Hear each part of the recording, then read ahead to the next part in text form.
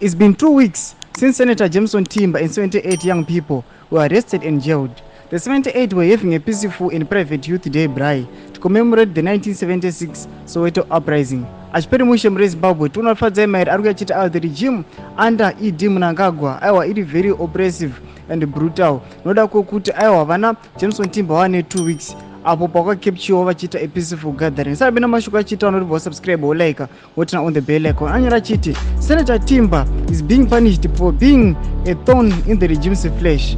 It is not a crime to demand a better society for the next generation.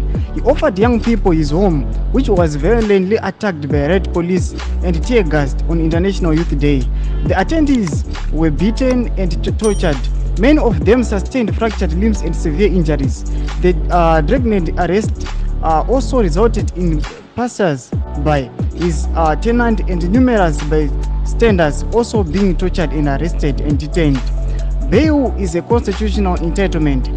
Every progressive citizen must condemn this abuse of the legal system and the torture and illegal detention of persons who are innocent. We need new leaders. Mashoko ari kwachiadresi wanafadza mari achiti aiwa tisingatauri zve70 izvi zvevanhu vanga vaatenda the conference. Kune vamwe vaitongofambawo zvavo vakaiva vakabatwa vakajoininzwa vakanzi matoarestiwa plus nekunyimwa bail kwavakazoitiwa zvinzi iright yemunhu wese kuti apiwe bail. Ndo masvika kuti wanafadza mairi tiudzei mafundo enyu muri kudi pamusoro pemashoko ake. Pinai comment section medu musana subscribe kulike chinotina on the bell icon.